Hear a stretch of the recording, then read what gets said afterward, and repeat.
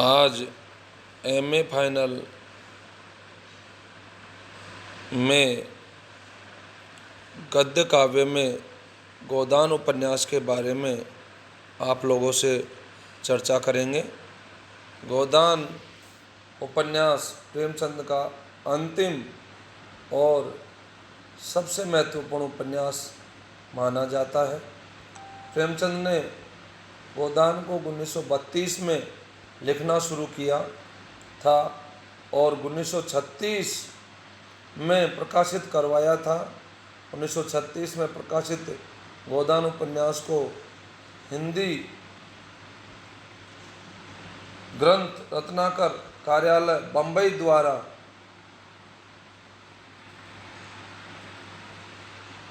द्वारा प्रकाशित किया गया था। संसार की शायद ही कोई भाषा होगी जिसमें गोदान का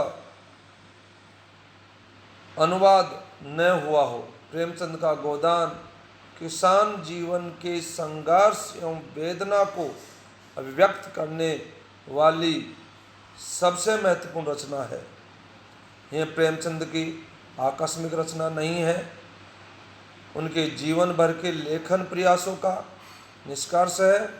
ये रचना और भी तब महत्वपूर्ण बन जाती है जब प्रेमचंद भारत के ऐसे कालखंड का वर्णन करते हैं जिसमें सामंती समाज के अंग किसान और जमींदार दोनों ही मिट रहे हैं और पूंजीवादी समाज के मजदूर तथा उद्योगपति उनकी जगह ले रहे हैं। गोदान ग्रामीण जीवन और कृषक संस्कृति का महाकाव्य कहा जा सकता है।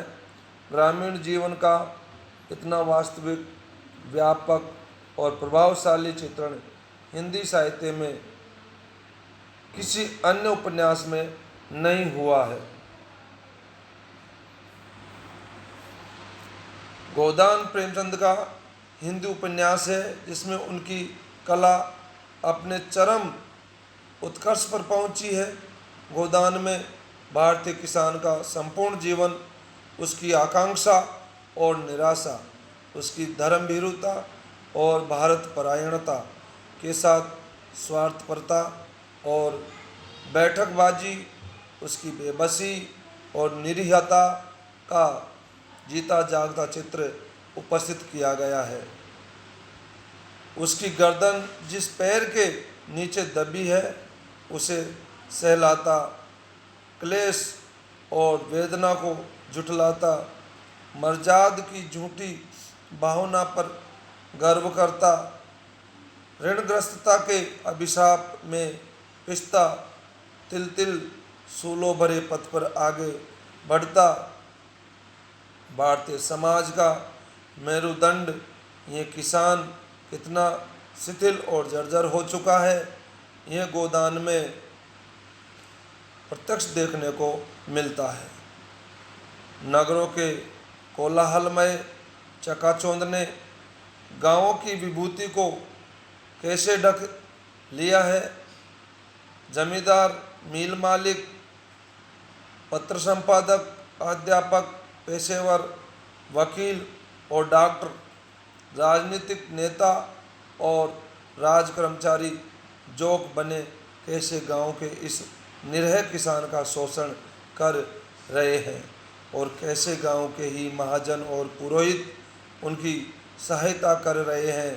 गोदान में ये सभी तत्व मुख दर्पण के समान प्रत्यक्ष हो गए हैं।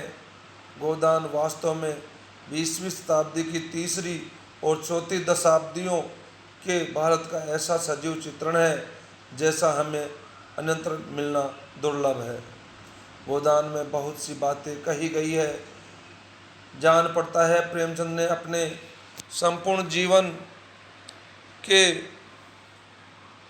व्यंग और विनोद, कसक और वेदना, विद्रोह और वैराग्य, अनुभव और आदर्श सभी को इस एक उपन्यास में भर देना चाह है। कुछ आलोचकों को इसी कारण उसमें अस्त व्यस्तता मिलती है। उसका कथानक शिथिल, अनियंत्रित और स्थान स्थान पर अति नाटकीय जान पड़ता है।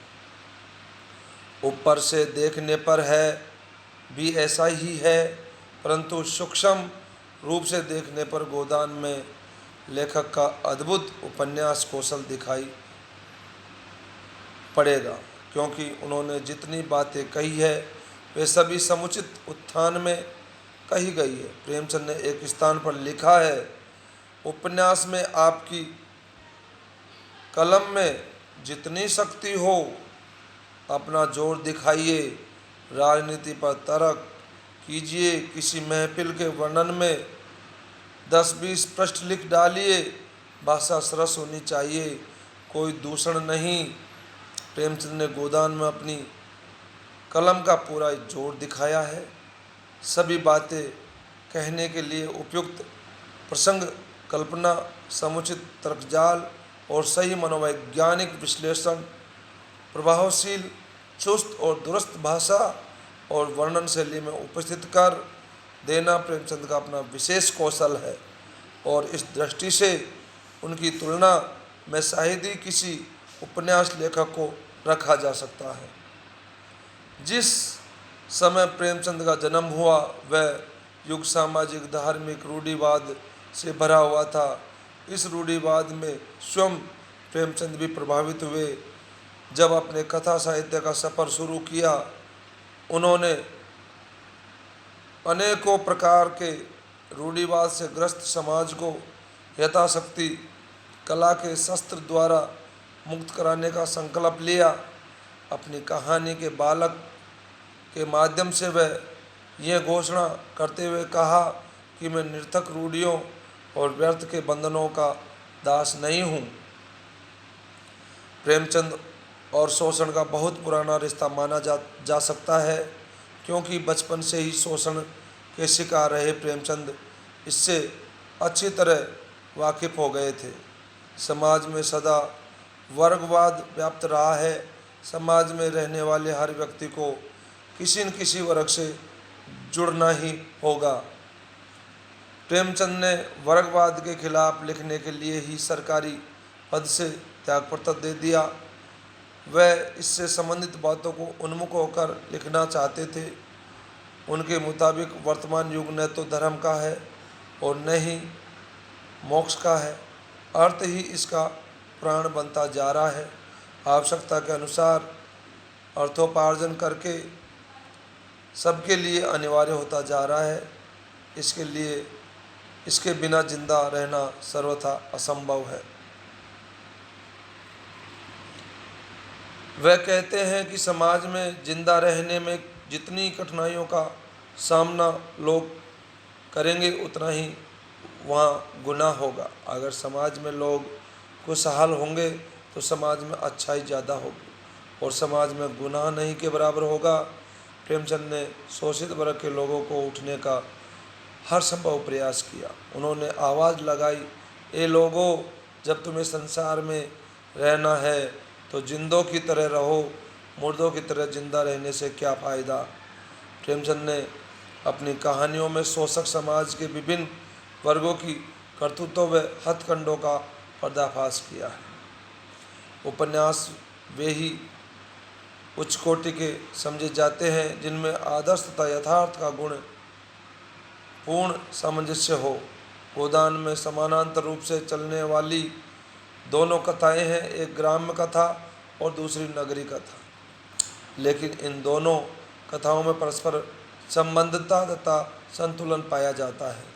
ये दोनों कथाएं उस उपन्यास की दुर्बलता नहीं वरन सशक्त विशेषता है। यदि हमें तत्कालीन समय के भारतवर्ष को समझना है तो हमें निश्चित रूप से गोदान को पढ़ना चाहिए। इसमें देश काल की परिस्थितियों का सटीक वर्णन किया गया है। कथानायक होरी की वेदना पाठकों के मन में गहरी संवेदना भर देती है। संयुक्त परिवार के विघटन की पीड़ा होरी को तोड़ देती है, परंतु गोदान की इच्छा उसे जीवित रखती है और वह यह इच्छा मन के लिए ही वह इस दुनिया से पूछ कर जाता है। गोदान औपनिवेशिक शासन के अंतर्गत किसान का महाजनी व्यवस्था में चलने वाले निरंतर शोषण तथा उसमें उत्पन्न संत्रांश की कथा है। गोदान का नायक होरी एक किसान है जो किसान वर्ग के प्रतिनिधि के तौर पर मौजूद है। अजीबान दुर्धर्ष संघर्ष के बावजूद उसकी एक गाय की आकांक्षा पूर्ण नहीं हो पाती। गोदान भारतीय कृषक जीवन के संत्रांशमय संघर्ष की कहानी है। गोदान होरी की कहानी है, उस होरी की जो जीवन भर मेहनत करता है, अनेक कष्ट सहता है, केवल इसलिए कि उसकी मर्यादा की रक्षा हो सके और इसलिए वह दूसरों को प्रसन्न रखने का प्रयास भी करता है, किंतु उसे इसका फल नहीं मिलता और अंत में मजबूर होना पड़ता है, फिर भी अपनी मर्यादा नहीं बचा पाता। परिणामतः वह जब तब के अपने जीवन को ही होम कर देता है। वह होरी की कहानी नहीं, उस काल के हर भारतीय किसान की आत्मकथा है और उसके साथ जुड़ी है शहर की प्रासंगिक कहानी। गोदान में उन्होंने ग्राम और शहर की दो कथाओं का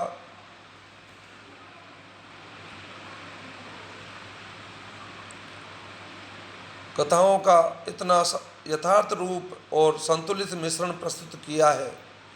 दोनों की कथाओं का संगठन इतनी कुशलता से हुआ है कि उसमें प्रवाह अद्योपांत बना रहता है। प्रेमचंद की कलम की यही विशेषता है। इस रचना में प्रेमचंद का गांधीवाद से मोहभंग साफ साफ दिखाई पड़ता है। प्रेमचंद के पूर्व के उपन्यासों में जहाँ आदर्शवाद दिखाई पड़ता है, गोदान में आकर यथार्थवाद नग्न रूप में परिलक्षित होता है। कई समालोचकों ने इसे महाकाव्यात्मक उपन्यास का दर्जा भी दिया है। धन्यवाद।